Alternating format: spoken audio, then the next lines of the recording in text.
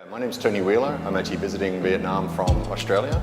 I'm over there actually primarily a tech startup mentor, advisor and angel investor and advisor to VC firms. Having your hands in multiple different industries and business types, how do you think you will add value to the contestants today? I think in terms of mentoring and providing feedback, I think whether you can either be a very specific specialist and actually give feedback around a specific, whether it's domain or industry or technology.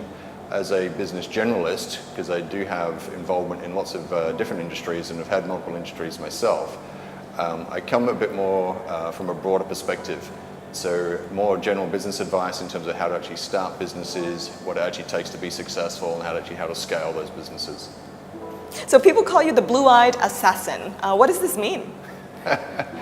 So I've been known to be referred to as the blue-eyed assassin, basically because apparently the exterior looks quite mild and meek, but the feedback actually tends to be quite harsh and direct. So yes, as I say, looks can be deceiving. What do you think of the contestants today?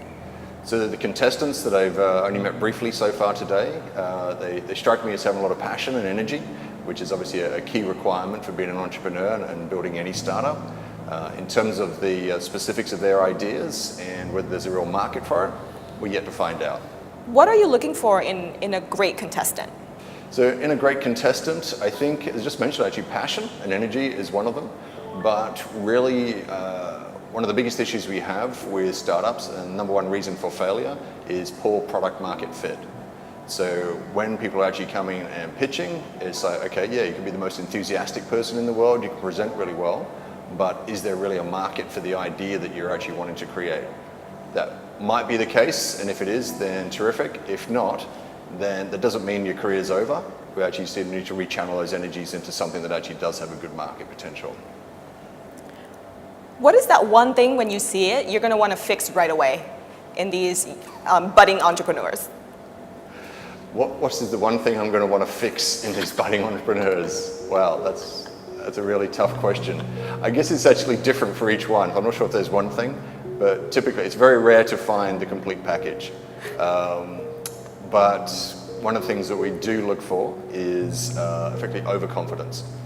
You do need to be confident, you need to be able to present well, you need to be able to tell your story well, but if that goes too far and it actually goes into arrogance, then that actually falls into the characteristic basically for us of actually them not being coachable, and that makes them very hard to work with.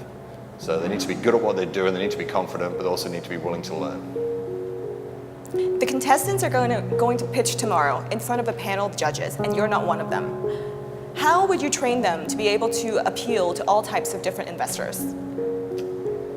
Appealing to all types of investors, and particularly if you've got a panel of judges that actually all have different backgrounds, is very challenging, and particularly when you've only got a couple of minutes to do so. So oftentimes we'd actually ask people to research who the potential investors are going to be, who their audience is going to be, and make sure that you're actually addressing what you know as their key points. If you don't know who those people are up front, and you haven't had the opportunity to do the research, then you need to actually make the presentation style quite generalist in terms of actually ticking off some key boxes. And that is very much about, do I present well, do I present confidently, do I appear to be trustworthy? Are these people actually going to better trust them, actually going to better execute and deliver on what I'm actually saying I can? Do I have credibility? There's some general rules about those sorts of things, and hopefully we can actually work with the contestants to actually build that. Can you tell us a story of when you really gave somebody a very critical feedback?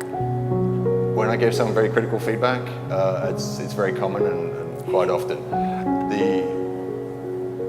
Recently one was actually just very succinctly around, really like you as a person, great founder, very backable, but your idea is terrible. Let's sit down and talk about a new idea. What was that one time when you were completely blown away by a new idea, or has that never happened before? When was the one time I was actually completely blown away? I'm not sure if there has been one, because we see so many, but there is an individual in Australia. He's a young guy, and I won't mention names, but basically his passion and his enthusiasm to start a company whilst he was still a teenager, but to actually deliver, to execute, and to build amazing traction at such a young age, he immediately comes to mind, and he had all of the ingredients that we're looking for.